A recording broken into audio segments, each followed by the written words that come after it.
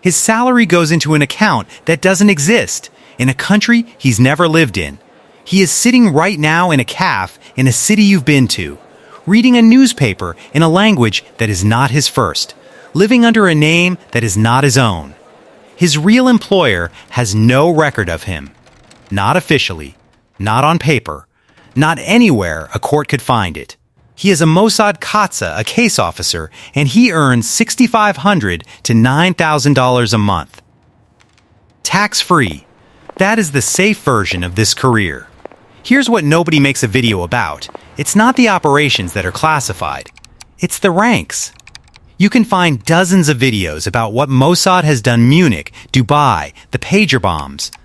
But none of them tell you what rank approved those operations, what each rank actually gets paid, or what it costs you personally to hold one of those positions. Some costs are money, some are your identity, some are your name. Your life as every Mossad rank, from the recruit who still has a name to the officer who officially doesn't. But it gets stranger. Mossad was built in 1949 by David Ben-Gurion, 1 year after Israel declared statehood. The recruitment rate, according to people who've studied it, is roughly 1 in 1,000. Of the 7,000 people believed to work for the agency globally, only a fraction ever become operational officers. The rest are analysts, tech specialists, support staff.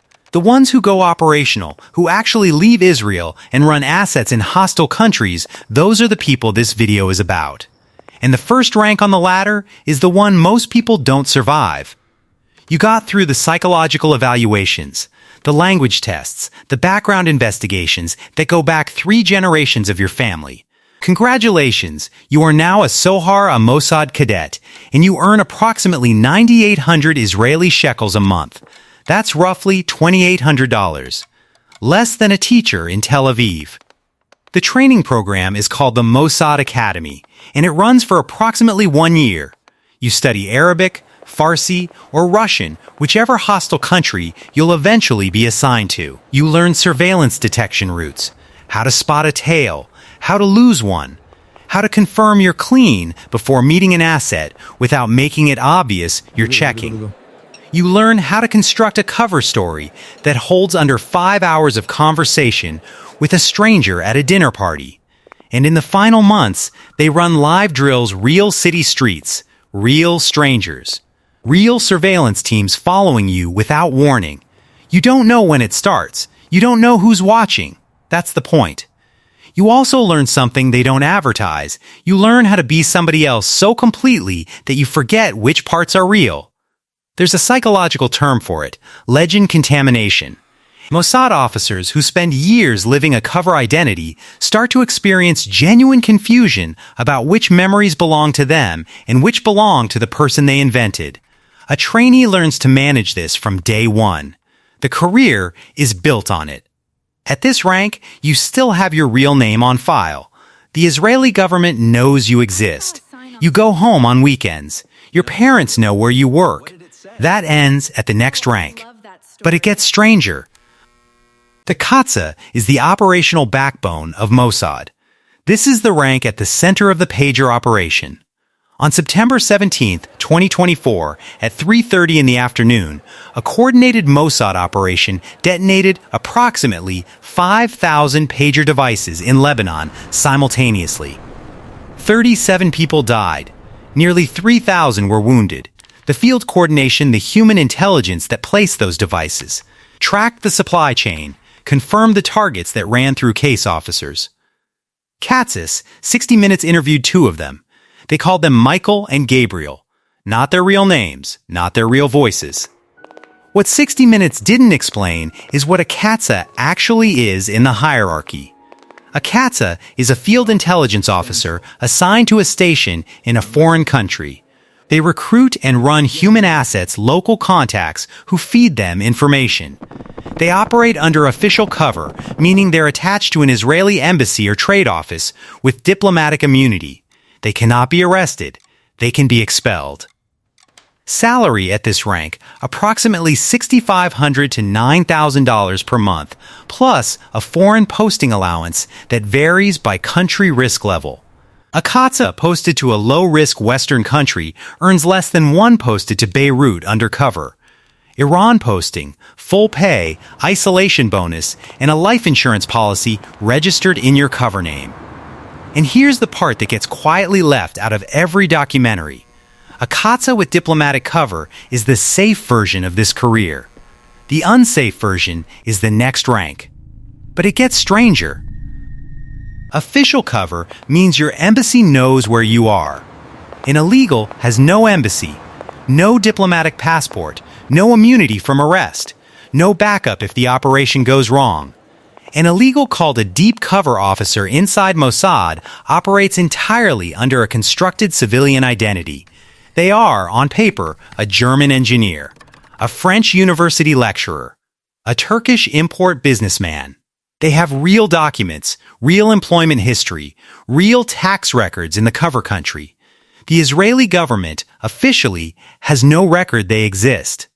This is where the salary gets strange. Because if you have no record, how do you get paid? The answer is through a chain of shell accounts registered to holding companies in third-party countries, Switzerland, Cyprus, Luxembourg, that have no traceable connection to Israel. The money appears in your cover country account as consulting fees from a firm that exists only as a website and a letterhead. Monthly salary at this level, estimated at $12,000 to $18,000 based on defector accounts and academic analysis of Mossad's budget structure by Professor Ronen Bergman, who spent 8 years researching Israeli intelligence for his 2018 book, Rise and Kill First. $12,000 to $18,000 a month deposited into an account belonging to a person who is you, but isn't. The psychological pressure at this rank is documented. Former intelligence officers from multiple agencies who've operated under deep cover report what's called identity erosion, the genuine confusion about which version of yourself is the real one after years of living the legend. Mossad's psychological support for illegals is delivered through a handler who contacts them through the cover country using their cover identity. Think about what that actually means day to day. You cannot call home freely. You cannot tell a doctor your real name. You cannot explain to the person sitting across from you at dinner who you actually are. If you fall in love, and some of them do, that relationship is built on a name that isn't yours, a history that was written in a file, a version of you that was designed to be discarded. If you get arrested, Israel denies you, not reluctantly, not quietly. Officially, a prisoner exchange requires acknowledging a prisoner exists. There is no prisoner. There is no record. There is only silence. There is no negotiation, no prisoner exchange. Israel does not negotiate for people who officially don't exist. If this is landing, subscribe, because the next rank is the one they never officially confirm has a salary at all. And it gets darker still.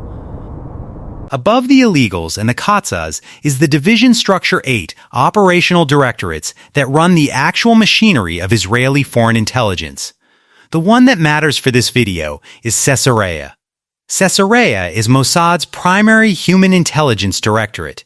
It runs the Katsas, manages the illegals, and coordinates with Kidon, the assassination unit, when an operation crosses the line from intelligence collection into what Mossad internally calls executive action. The director of Caesarea is the person who authorizes an operation to proceed to the Mossad chief's desk for final sign-off. Every major Mossad operation you have ever heard of passed through a Caesarea director's hands. The 2010 Dubai assassination of Mahmoud al-Mabou, January 19, 2010. A 5-star hotel, 27 Mossad officers on the ground in various cover identities, and a hotel room door that was somehow latched from the inside after the kill team left. That operation was approved at the Caesarea level before it reached the Mossad chief. Dubai CTV picked up 26 operatives. None were identified. Not one made face recognition. Some of the cameras were manufactured by Israeli companies. Whether that's coincidence or operational planning, Dubai's government never got an answer. The Caesarea director doesn't leave Israel often. They sit in a building in Tel Aviv that is not publicly identified, earn a salary equivalent to a senior Israeli cabinet official, and carry the knowledge of every active illegal and every running operation simultaneously. There is no public record of any Caesarea director's identity. The position has existed since Mossad's founding. The current holder is unknown. That's not a gap in the reporting. That's the point. And the rank above all of this doesn't have a salary at all. Kidon means bayonet in Hebrew. Not a rank with a public title, not a rank with a publicly acknowledged salary structure. A subunit within Metsada Mossad's Special Operations Division, and the only position in this entire hierarchy where what you earn is classified at a different level entirely. Kidon operators are salaried. But that salary is the floor, not the ceiling. On top of the base pay which runs through standard Israeli intelligence channels, Ronen Bergman's research indicates that operational bonuses for confirmed targeted killings are paid separately through the same shell architecture used for the illegals. Hundreds of thousands of dollars, routed through third country accounts, attributed to nothing. Think about what that actually means. Every rank below this draws a traceable salary, building toward a pension. A Kidon operator draws that same salary, and then, when an operation is confirmed complete, a second payment appears in a separate account registered to a company that has no connection to Israel or to them. The officer who killed Mahmoud al-Mabo in Dubai, who locked the hotel room door from the inside after the kill, walked to the elevator, caught a flight out, and was never identified. That person was, on paper, on vacation. They earned a fee, they went home. They never spoke about it publicly, not because it's illegal to, but because they signed an agreement that permanently, irrevocably prohibits it. Not for the duration of their service, not for 10 years after. Permanently, and here is the part that fully answers the question you came here with: what does it cost to hold one of these ranks? For most of them trainee, Katsa, division analyst, the cost is manageable. You give up privacy.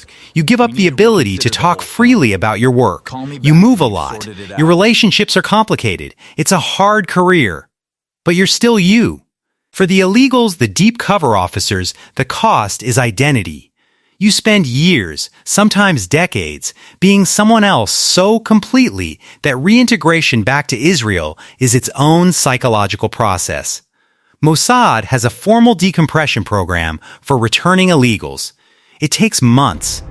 For Kidon, the cost is different. It's not identity, it's acknowledgement. A Kidon operator who served 20 years, who ran operations in 6 countries, who is responsible in the careful, documented way these things are recorded inside a classified file nobody will ever read for outcomes that shaped the geopolitics of the Middle East, retires without a service record. They cannot claim it. Their family cannot know the specifics. If they write a memoir, it is reviewed and redacted before publication. If they give an interview, it is approved and edited. They live the rest of their life in the civilian identity they held during operations, or they return to Israel and become, as far as the public is concerned, a retired business person. Operation Wrath of God. 1972 to the late 1980s. After the Munich Olympics massacre, Mossad ran a decades-long targeted killing campaign against Black September operatives across Europe and the Middle East. The operators who ran those assassinations, who tracked targets across multiple countries, who executed kills in Rome, Paris, Nicosia, Beirut, most of them have never been publicly confirmed. Some of them are buried in Israel. Their gravestones do not mention it. That is the full answer to your original question. Every rank in this hierarchy costs you something. The higher you go, the more it costs. At the top of the operational pyramid, what it costs you is the ability to ever be publicly credited for anything you did. They didn't give you a file. They didn't give you a name. They gave you a country and asked you to disappear for it. Which rank would break you, trainee, illegal, or Kidon? Drop it in the comments. Next video, your life as every rank in the GRU Russia's military intelligence. The exit fee there is different. It's not a coffin. It's a window.